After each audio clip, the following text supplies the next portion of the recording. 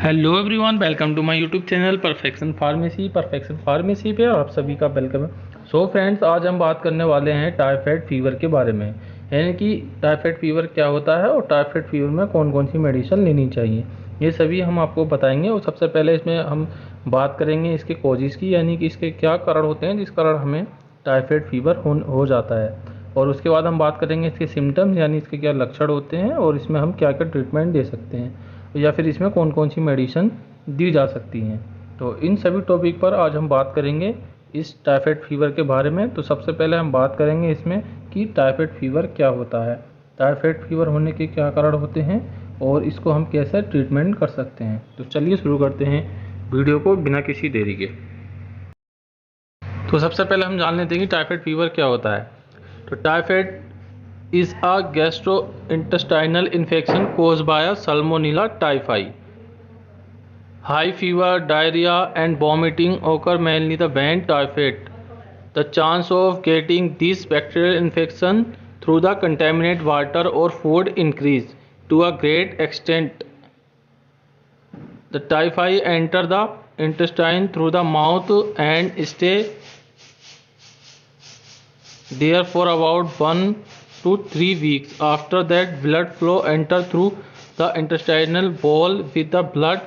These typhoid bacteria spread to the other tissues and organs and hide inside the cells, which the immune cells are unable to detect. There is a better treatment available for the typhoid. How it can be fatal if not treated. Potential complications of the typhoid include kidney failure and several GI bleeding. Typhoid एक gastrointestinal infection disease है जो कि हमें Salmonella typhoid के कारण से होता है। और सल्मोनेला टाइफाइड हमारा एक ये कॉजेस होता है, यानी कि एक ये हमारा वायरस होता है जिसके कारण हमें टाइफाइड हो जाता है। और हमें टाइफाइड होने पर हमें तेज़ बुखार यानी हाई फीवर, डायरिया, वोमिटिंग, ये सभी देखे जाते हैं। और ज़्यादातर जो हमें ये सल्मोनेला टाइफाइड और जो हम कह सकते हैं कि हमें टाइफाइड फीवर होता है, वो होता है हमें कंटेमिनेट फूड या वाटर, यानी खाने पर जो हम खाना खाते हैं उस पर बैक्टीरियल इन्फेक्शन होने की संभावना काफ़ी हद तक बढ़ जाती है। तो इसी कारण हमें जो है कि हमारे खाना या पानी के ज़रिए हमारी इंटेस्टाइन में ये इसका जो वायरस होता है सल्मोनेला टाइफाइड वो ईज़िली एंटर कर जाता है और वहाँ लगभग 1 से 3 वीक तक हमारी बॉडी के अंदर रहता है। उसके बाद आंतों की जो वॉल होती हैं उसके ज़रिए जो ब्लड सर्कुलेशन के द्वारा प्रवेश कर जाता है और खून से टाइफाइड बैक्टीरिया के अन्य और जो अंग यानी कि ऑर्गन होते हैं ऑर्गन में फैलकर और ये जो उसकी कोशिकाएं होती हैं उसके अंदर छिप जाता है, जिसका पता कम से कम 1 से 2 हफ्ते लग जाते हैं पता करने में कि हमें टाइफाइड हो रहा है। तो इसमें हमने छोटे वे में आपको बता दिया है कि ये टाइफाइड क्या होता है। और अब हम आपको बताएंगे कि टाइफाइड के लक्षण क्या होते हैं, यानी कि क्या क्या सिम्टम्स होते हैं।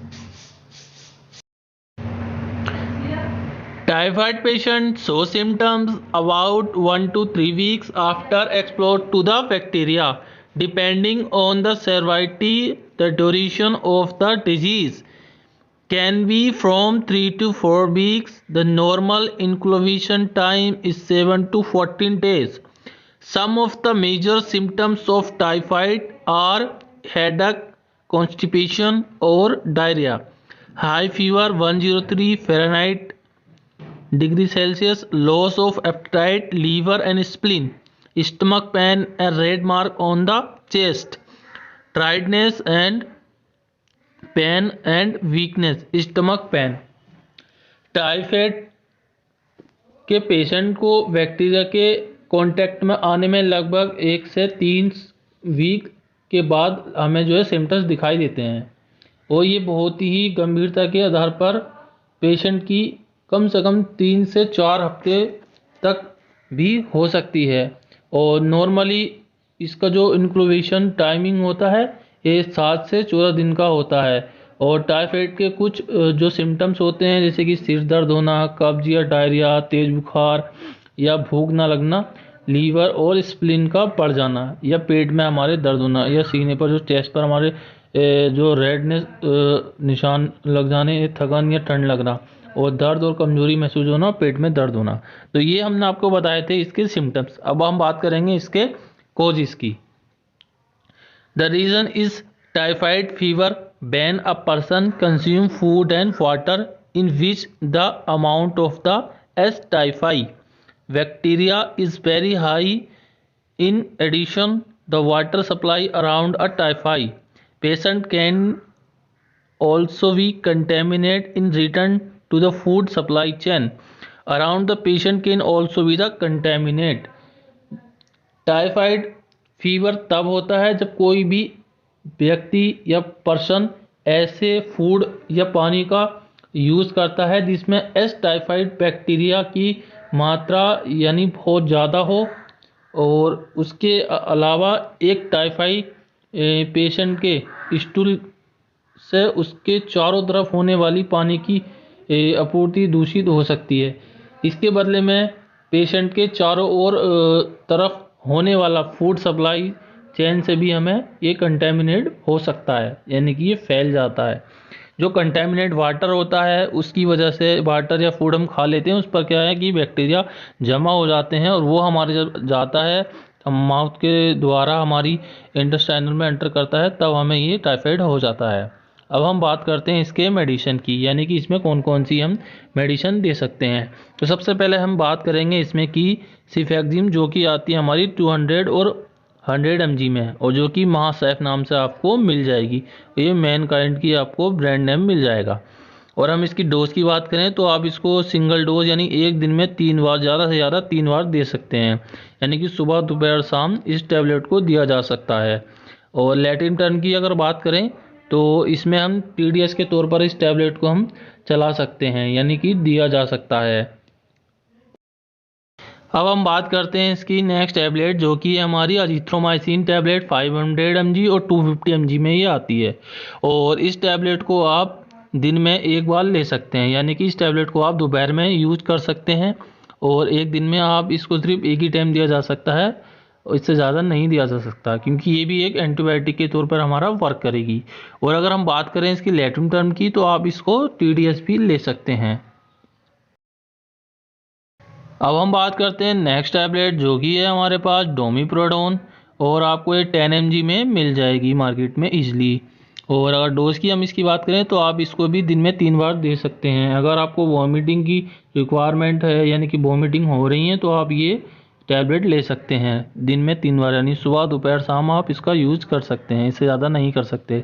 और लैटिन टर्म की अगर हम बात करें तो आप इसको एज अ TDS के तौर पर यूज कर सकते हैं। और अब हम नेक्स्ट टैबलेट लेते हैं पैरासीटामोल, जो कि इसको सभी इजली जानते ही हैं।